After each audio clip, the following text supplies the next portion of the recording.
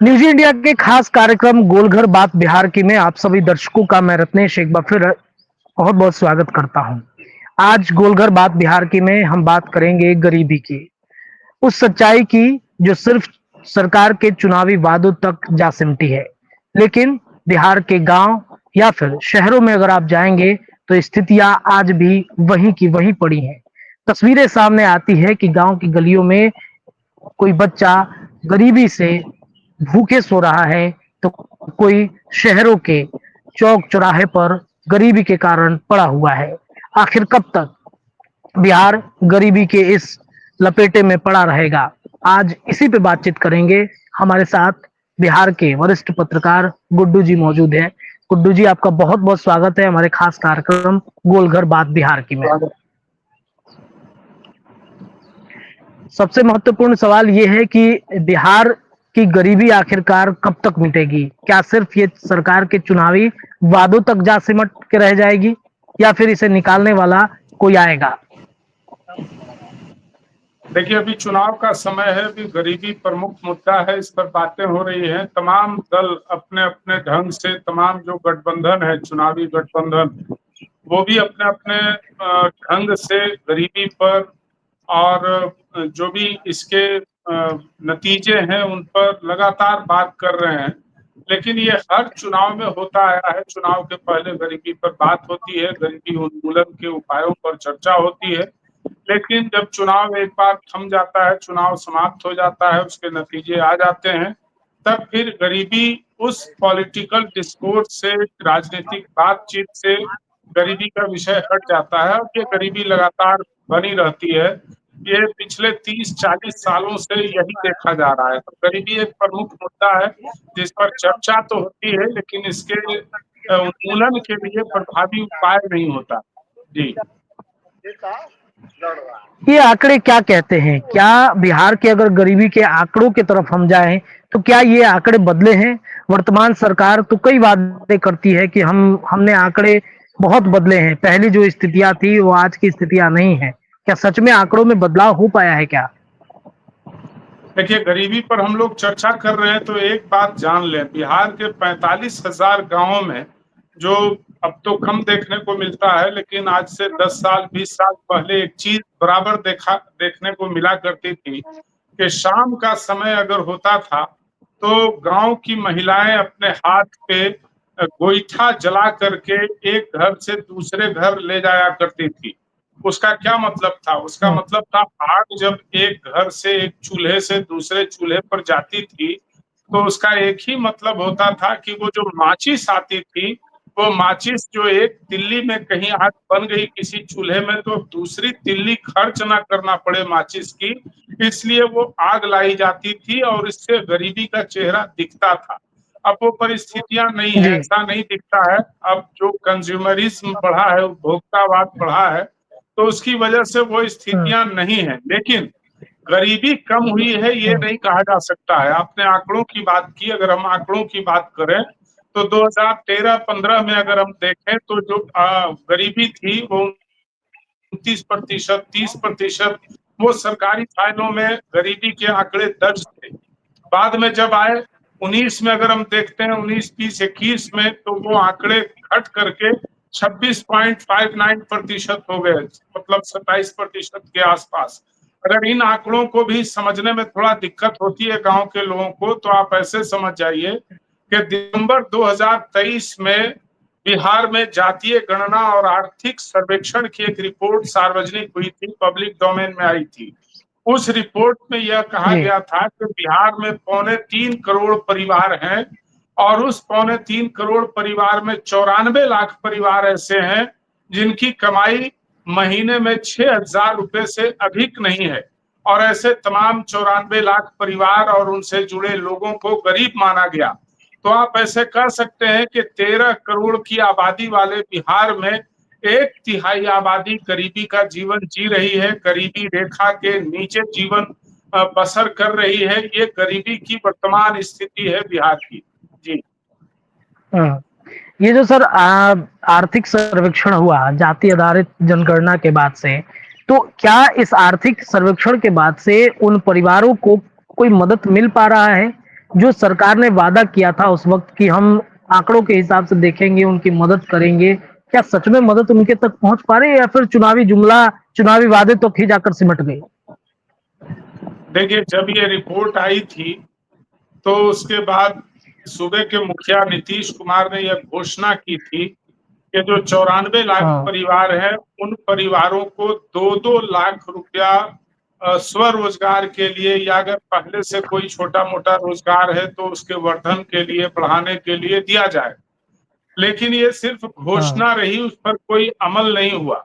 आपको याद होगा कि इसी हाँ। घोषणा पर, उसी घोषणा की वादा खिलाफी का आरोप लगाते हुए जन सुराज ने अभी 4 महीना पहले एक हस्ताक्षर अभियान शुरू किया था और मानसून सत्र के अंतिम समय में, जुलाई के आसपास में, विधानसभा का घेराव किया था कि नीतीश कुमार ने वादा तो कर दिया लेकिन वादा को पूरा नहीं किया, और लगभग 1.5 करोड़ लोगों के हस्ताक्षर के साथ वो ज्ञापन दिया गया बिहार की सरकार को कि अगर आप यह वादा पूरा नहीं करते हैं तो आपकी विधानसभा को, आपके घर को और पूरे सचिवालय को घेर दिया जाएगा। तो इससे बड़ा जोर पड़ा और उस जोर का असर यह हुआ कि अभी बिहार की सरकार ने चुनाव की घोषणा से महज कुछ दिन पहले एक घोषणा यह की कि तमाम महिलाओं को, जो गरीब महिलाएं हैं, उनको 10-10 हजार रुपया अग्रिम रूप में रोजगार के लिए दिया जाएगा। बड़ा सोचने वाली बात है, हम्म। ना तो कोई सर्वे किया गया, ना उनसे पूछा गया कि आपका कौन सा रोजगार है, कौन सा रोजगार करना चाहती हैं, और कहा गया कि 75 लाख महिलाओं को ऐसे पैसे दिए जाएंगे और कुछ को दिए भी गए फॉर्म फिलअप करके। तो सरकार की हम्म। मंशा इसमें यह नहीं दिखती है कि गरीबी उन्मूलन के लिए, उन परिवारों के आर्थिक हित के लिए कोई काम किया जाए, बल्कि इसमें सीधी सीधी मंशा यह दिखती है कि सरकार एक तरह का चुनावी रिश्वत दे रही है लोगों को कि ये पैसा मिला और 3 दिन के बाद वोट पड़ेगा, 4 दिन के बाद वोट पड़ेगा, तो आप उसको वोट में हमको बदल दीजिएगा। तो सरकार की जो योजनाएं थी, जिसका कोई सकारात्मक लाभ मिल सकता था, कोई सकारात्मक नतीजा निकल सकता था, सरकार ने उस योजना को, उस स्कीम को चुनावी सौदेबाजी में बदल दिया। और हमको नहीं लगता है कि इस चुनावी सौदेबाजी की जो स्कीम है, इसका कोई गरीबी उन्मूलन पर प्रभाव पड़ेगा, और गरीबी वही की वही रहेगी, स्कीम अपने ढंग से चलती रहेगी। जी। जीविका दीदियों को जोड़ा गया, बिहार में एक योजना लाई गई, जीविका दीदी जीविका योजना। इसमें ये कहा गया कि महिलाओं को इसमें विशेष फायदा होगा। महिलाएं इसमें जो स्वयं सहायता समूह है, ग्रुप बनाएंगी, उसमें पैसे जमा करेंगी और उसके माध्यम से जो उनके परिवार का भरण पोषण होता है, कई तरह की योजनाएं जीविका में भी लाई जाती हैं, भरण पोषण करेंगे। तो क्या ये जमीनी स्तर पर सक्सेस हो पाया है ये योजना, या फिर सिर्फ और सिर्फ ये एक योजना तक रह गया है? महिलाएं जाती हैं, खाना पूर्ति होता है, उसमें कई अधिकारी भी लगे रहते हैं, कई लोगों की नियुक्तियां कराई जाती है और वर्तमान में जीविका की तो बहाली भी आई है, कई कोऑर्डिनेटर से लेकर के कई तरह की बहालियां आई हैं। तो क्या उसमें काम हो पा रहा है गरीबी उन्मूलन को लेकर के सर? देखिए, 2 तरह की चीजें हैं। इसको सीधे नकारा भी नहीं जा सकता है कि ये योजना फालतू की है, कोई काम नहीं हुआ, ऐसा नहीं कहा जा सकता है। 10 लाख सेल्फ हेल्प जी। ग्रुप हैं बिहार में, 1.25 करोड़ के लगभग महिलाएं हाँ। इससे जुड़ी हुई। इसका सबसे बड़ा फायदा हम्म। यह हुआ है कि उससे महिलाओं का जो एक तरह का, महिलाएं चार दीवारी के भीतर बंद थी, दकियानूस थी, संकीर्ण थी, रूढ़िवादी थी, तो अब उन महिलाओं में एक बात, एक आत्मविश्वास जगा है। महिला सशक्तिकरण को लेकर के एक कदम इसको माना जाना चाहिए कि महिलाएं बाहर निकल रही हैं, बैठक कर रही हैं, समन्वय बना रही हैं अलग अलग। हम्म। बिहार जो है, अगर हम ऐसे देखें तो हम्म। 150 जातियों का यह राज्य है, जो उसमें पिछले बार जो जातीय गणना हुई थी, 15 जातियां ऐसी उसमें काउंट की गई थी जिनकी आबादी 25,000 से अधिक है। बहुत सारी ऐसी जातियां भी जी। हैं जिनकी आबादी 25,000 से कम है, उनको काउंट नहीं किया गया था। अगर हम हम्म। सबको जोड़ें तो 150 जातियों वाला यह राज्य है, 6 धर्म है और 150 जातियां हैं।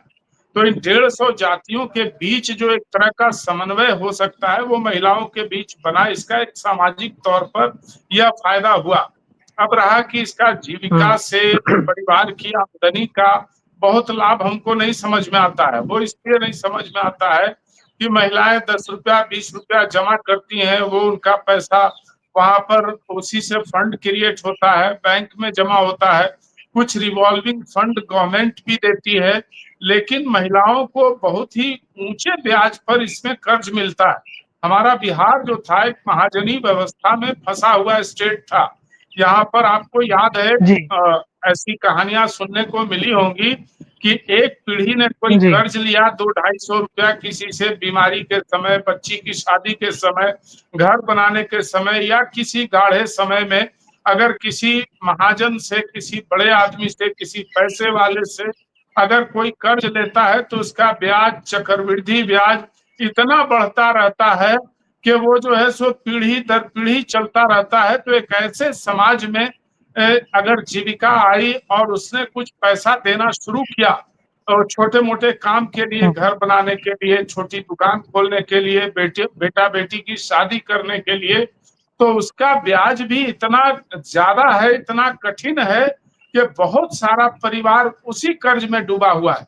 तो अगर जीविका आई थी, जीविका के लोग अपना पैसा खर्च कर रहे थे, उससे फंड क्रिएट कर रहे थे, गवर्नमेंट भी कुछ रिवॉल्विंग फंड दे रही थी, तो इसको जीरो ब्याज पर वो कर्ज दिया जाना चाहिए था ताकि वो कर्ज का बोझ उन पर ना पड़े।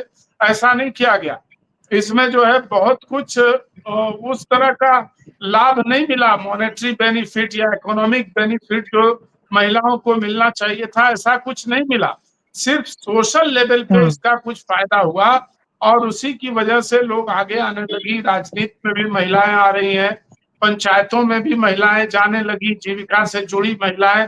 हम देखते हैं कि पिछला पंचायत चुनाव जो हुआ उसमें कई महिलाएं सक्रिय रूप से शामिल हुई और उसमें उनको जीत भी मिली। मुखिया, पंचायत समिति सदस्य, जिला परिषद सदस्य जैसे पद पर वो गई। तो इसको यह भी नहीं कहा जा सकता है कि कोई फायदा नहीं हुआ और यह भी नहीं कहा जा सकता है कि ये बहुत ही फायदे वाली स्कीम है। इसका जो इकोनॉमिक बेनिफिट परिवार को होना चाहिए था वो नहीं हुआ। और ये हम नहीं कह रहे हैं, बिहार सरकार का आंकड़ा कह रहा है कि ये 94 लाख परिवार कहाँ से आ गया जब बहुत फायदा हो रहा है, गरीबी उन्मूलन हो रहा है। तो कैसे आ गए? 1.25 करोड़ महिलाएं जुड़ी हुई है। जी, राष्ट्रीय स्तर पर अगर देखा जाए तो बिहार की गरीबी की स्थिति क्या है सर? राष्ट्रीय स्तर पर तो अभी एक रिपोर्ट आई है, उस रिपोर्ट में तो जी इसको सबसे पिछड़ा राज्य माना जा रहा है। आप ऐसे देख लीजिए कि पूरे देश का तीसरा सबसे पॉपुलस स्टेट है बिहार, मतलब सबसे ज्यादा जनसंख्या वाला तीसरा स्टेट है। ये लैंड लॉक्ड स्टेट है, इसके चारों तरफ कोई समुद्र नहीं है और कुछ नहीं है। यहाँ पर जो पॉपुलेशन डेंसिटी है, जो जनसांख्यिकीय घनत्व जिसको कहा जाता है, वो बहुत ज्यादा है। पर स्क्वायर किलोमीटर 1100 है, जो बहुत ज्यादा है, राष्ट्रीय औसत से भी ज्यादा है। तो जब जनसंख्यिकीय घनत्व अधिक है, पॉपुलेशन डेंसिटी अधिक है, रोजगार के साधन नहीं है, यहाँ पर कल कारखाने नहीं है, कृषि की हालत खराब है। आप देखिए कि जो इसका इनपुट है कृषि का, वो चाहे खाद हो, बीज हो, लोगों को ब्लैक में खरीदना पड़ता है। इस बार भी यूरिया के लिए लोगों ने, किसानों ने लाठियां खाई, 4-4 दिन तक नंबर लगाया, तब उनको ब्लैक में 266 रुपए पर बैग मिलने वाला यूरिया उनको 400 450 रुपए का पर बैग मिला। और उसका जो आउटपुट है उसकी कोई कीमत नहीं है। जो सरकार धान खरीद, गेहूं खरीद का उपक्रम चलाती है, उसमें इतना भ्रष्टाचार है कि जिसके पास जमीन नहीं है उसके धान खरीदे जाते हैं और जिसके पास जमीन है उसका धान बिकता नहीं है, उसको औने पौने बाजार में बेचना पड़ता है। तो करप्शन है या सरकार का जो सिस्टम ठीक से नहीं काम करता है, वेल मॉनिटर्ड सिस्टम नहीं है, उसकी वजह से किसानों को बढ़िया आय नहीं मिल पाती है। कल कारखाना नहीं है, जी सरकारी नौकरियां नहीं है, इतना क्वेश्चन लीक हो रहा है, इतना बेईमानी हो रही है, भ्रष्टाचार हो रहा है सरकारी नौकरियों में कि लोगों के पास मुश्किल है। तो तमाम तरह से ये राज्य बहुत पिछड़ा राज्य है, गरीबी में जकड़ा हुआ राज्य है। इसके लिए तो निश्चित रूप से चुनावों में बहुत ही बेहतर बातचीत होनी चाहिए, बेहतर चर्चा होनी चाहिए, बेहतर इसमें उपाय सर होना चाहिए। बिल्कुल तेजस्वी यादव ने कल ही कहा कि भाई हर हर घर में सरकारी नौकरी हम देंगे। इससे क्या लग रहा है सर, फायदा हो पाएगा, गरीबी मिट पाएगी इससे? देखिए, तेजस्वी यादव ने जो कहा उसको पहले ऐसे देखने की जरूरत है कि बिहार का बजट कितना है। 2,66,000 हम्म। करोड़ रुपया का बजट है। 3 लाख करोड़ रुपया मान हम्म। लीजिए कि 3 लाख करोड़ रुपया का बजट है। उस बजट में जो नौकरियों हम्म। की बात कर रहे हैं, इतना पैसा कहाँ से लाएंगे कि वो नौकरी पर खर्च कर पाए। दूसरी बात कि बिल्कुल। पूरे बिहार में चपरासी से लेके डीजीपी तक, मुख्य सचिव तक जो नौकरी है वो केवल 23 लाख नौकरियां हैं। उसमें कुछ पद खाली होंगे, हम्म। कुछ कुछ सृजित होंगे। 25 लाख होगा, 28 लाख होगा, तो 28 लाख ही तो नौकरी आप दे पाएंगे, बाकी क्या करेंगे। तो वो जो कुछ कह रहे हैं हाँ। तेजस्वी यादव, वो जल्दीबाजी में कह रहे हैं। उनको ऐसा लग रहा है कि ऐसा हाँ। कौन सा आकर्षित करने वाली बात कहें जिसकी वजह से हमको वोट मिल जाए। उसमें कोई प्रैक्टिकल जोड़ घटाव नहीं दिखता है कि वो प्रैक्टिकल जोड़ हम्म। घटा के कोई बात कर रहे हैं। 2 बार तो आए थे सत्ता में, इधर 20 साल की सत्ता में 2 बार, 2-2, 2.5 साल के लिए वो उप मुख्यमंत्री रहे। क्या हम्म। किया उन्होंने? उन्होंने ना तो ख्याल किया हम्म। जनता का, ना कुछ किया। एक घर पर उलझे रहे। जो भवन निर्माण मंत्री थे, जी। जो घर मिला था उनको सरकारी तौर पर डिप्टी चीफ मिनिस्टर और भवन निर्माण मंत्री हम्म। के रूप में, उस भवन के शौचालय में 5 करोड़ रुपया खर्च कर दिया। जब वो मंत्री नहीं रहे, उनको हम्म। कहा गया कि भाई अब आप ये घर छोड़ दीजिए, ये तो मंत्री का है। तो उसके लिए हाई कोर्ट फलाना कोर्ट करने लगे। उनको तो बस इस बात का हम्म। है कि हम कैसे ठीक ठाक से रहें। उनको जनता से अगर जी। फिक्र होती तो 15 साल उनके माता पिता का राज था, आज यही हाल रहता। जी। ठीक है सर, ठीक है, आगे बढ़ते हैं सर। ग्रामीण शिक्षा में ग्रामीण शिक्षा की जब बात आती है, ग्रामीण में गरीबी कैसे कम किया जाए, तो क्या जो शिक्षा है और रोजगार है, इसकी वजह से गांव के क्षेत्रों में गरीबी बढ़ रही है? देखिए, गरीबी हम देखते हैं। जो आप शिक्षा की बात किया, शिक्षा में 2 साल से हम्म। ड्रामा हो रहा है। के पाठक को लाया गया, हम्म। उन्होंने पहले ड्रामा किया कि 9 बजे से लेकर 6 बजे तक शिक्षक शिक्षिकाएं अपने पोस्ट पे रहेंगी और ऐसे हाजिरी बनेगी, हम्म। वैसे होगा। तमाम तरह का चीज हुआ, इस पर खुलकर भ्रष्टाचार हुआ।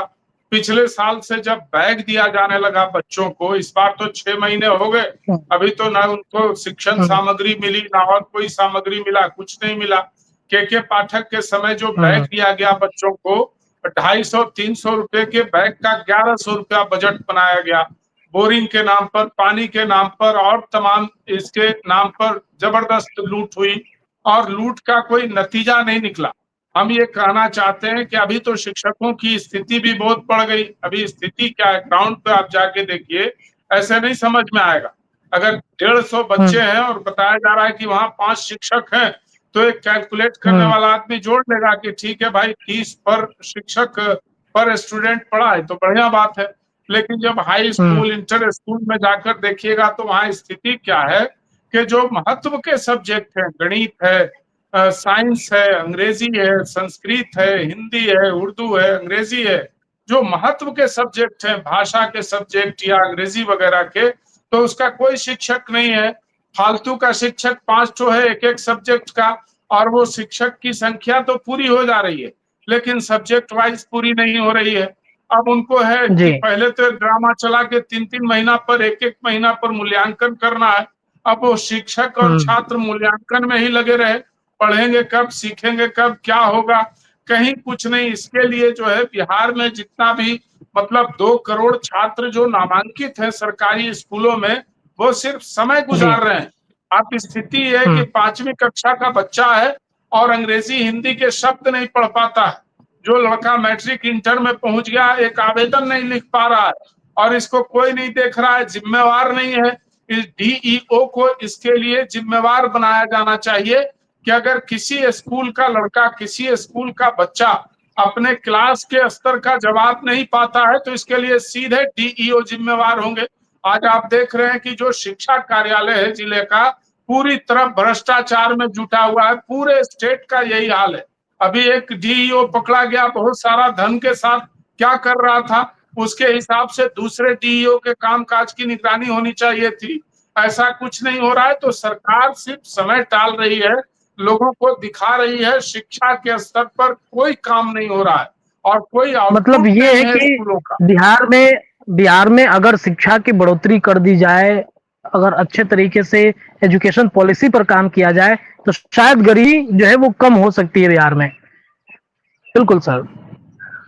देखिए, ये बहुत स्पष्ट बात है कि गरीबी को कम हुँ, करने में शिक्षा का बड़ा रोल रहता है। अगर कोई शिक्षित जी। लड़का है, कोई शिक्षित जवान है, तो वो अपनी तरकीब खोज लेगा कमाने की, कहीं एडजस्ट हो जाएगा प्राइवेट में, गवर्नमेंट की एजेंसियों में, या कहीं चला जाएगा, हुँ, या कोई स्वरोजगार भी करेगा तो बेहतर करेगा। अब यहाँ से बदल हुँ, के लोग जाते हैं साउथ के स्टेट में, महाराष्ट्र में, दूसरी जगह पे, उनको भाषा का प्रॉब्लम होता है, अंग्रेजी नहीं आती है कि वो बीच में इंटरप्रेट कर सकें या एक दूसरे की भाषा समझ सकें। तो अगर भाषा के लेवल पे इसको समृद्ध किया जाए, बच्चों की गारंटी के साथ शिक्षा की व्यवस्था की जाए, जैसे अभी एक पॉलिटिकल पार्टी ने शिक्षा पर आपने याद दिला दिया, बहुत बेहतर एक प्रपोजल लाया है। उसने कहा है कि शिक्षा पर पूंजी इन्वेस्ट करके, बड़ा पैसा खर्च करके हम इसको एक अच्छा परिणाम वाली चीज बना सकते हैं। जैसे भी नेतरहाट वगैरह का स्कूल है, उस तरह का स्कूल अगर एक प्रखंड मुख्यालय में हो, कम से कम एक एक शुरू में हुँ, खोल दिया जाए, और उसमें 10-20 किलोमीटर दूर से बच्चों को लाने के लिए गाड़ी वाड़ी की व्यवस्था हो, और वर्ल्ड क्लास का स्कूल हो, तो बच्चों को जब वो प्रतिभा निखरेगी तो निश्चित रूप से इससे स्टेट का भला होगा, उसकी आर्थिक खुशहाली होगी। सरकार ने इस पर कुछ किया नहीं, सरकार एक ट्रेडिशनल ढंग से स्कूलों को चला रही है और उसका कोई नतीजा नहीं निकल रहा है। जी। एक अंतिम प्रश्न है कि क्या जो माइग्रेशन है, पलायन है, उसके वजह से भी बिहार में गरीबी बढ़ी है? क्या पलायन अगर एक बहुत बड़ा मुद्दा है, कई सालों से ये मुद्दा बनते आ रहा है, तो क्या इसे रोका जाएगा तो सच में बिहार की जो गरीबी है, वो खत्म हो सकती है? देखिए, पलायन रोकना और गरीबी खत्म करना ये सब अलग अलग बातें हैं। आप पलायन हो हाँ, क्यों रहा है? पलायन हाँ, इसलिए हो रहा है कि आपके यहाँ पर रोजगार की व्यवस्था नहीं है। अगर आप जी, रोजगार की व्यवस्था कर लेंगे तो स्वतः पलायन रुक जाएगा। दूसरी एक बात है कि हाँ, हर बुरी चीज में कुछ अच्छी चीज भी होती है। आप मानते हैं कि हाँ, पलायन बुरा काम है, बुरी चीज है, मेहनत वाला काम है, वो आदमी अपने बाल बच्चों को, वृद्ध माता पिता को, जो बाहर में रहकर नौकरी कर रहा है, नहीं देखभाल करता है, तो इसका एक अच्छा बात भी है। सामाजिक तौर पर वो अच्छी बात ये है कि आप देख लीजिए कि हम लोग जिस तरह के परिवेश में रहते हैं, अभी भी बहुत जगह पर सामंती परिवेश बना हुआ है।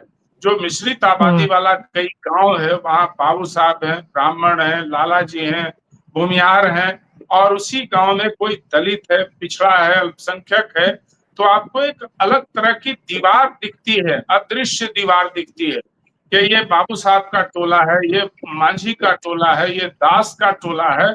और आज भी बहुत जगह हम देखते हैं कि आकर के कोई दास, कोई मांझी, कोई पिछड़ा वर्ग का आदमी किसी बड़े आदमी के यहाँ बराबरी के साथ, समता के साथ, उनके साथ कुर्सी पर नहीं बैठता है। वो एक भेदभाव बना रहता है गांव में। लेकिन जब पलायन जी, का मामला आता है, जब बेरोजगारी का मामला आता है, तो उसी बाबू साहब का, राजपूत का बेटा, उसी गांव का कोई मांझी का बेटा, उसी गांव का कोई यादव का बेटा, जब बंबई में, सिरसा में, हरियाणा में, गुजरात में, दिल्ली में कोई एक कंपनी में काम करता है और एक कमरे में रहता है, तो उसके अंदर एक समता की भावना आती है, और वो जो हेजिटेशन होता है छोटे बड़े का, ऊंच नीच का और जातीय भेदभाव का, वो समाप्त होता है। तो ये तो रही बढ़िया बात। और पलायन जो जी, है हम लोगों के यहाँ का, वो पलायन कोई हाल में 20-30 साल से नहीं हुआ, बहुत लंबे समय हुँ, से हुआ। लेकिन अब उसमें जो समझने वाली बात है वो ये है कि अब जिस पलायन पर बात हो रही है, आज से पहले भी मोदी जी मधुबनी में आए थे। उन्होंने क्या कहा था? जी, उन्होंने कहा था कि हम यहाँ के लोगों के लिए, सहरसा के लिए, मधुबनी के लिए बहुत अच्छी ट्रेन चला रहे हैं, जो बंबई और गुजरात जाएगी, वंदे भारत एक्सप्रेस, जो बहुत स्पीडी होगी, बहुत आरामदेह होगी, और जो लोग यहाँ के वहाँ काम करते हैं उनको जाने में बड़ा आसानी होगी।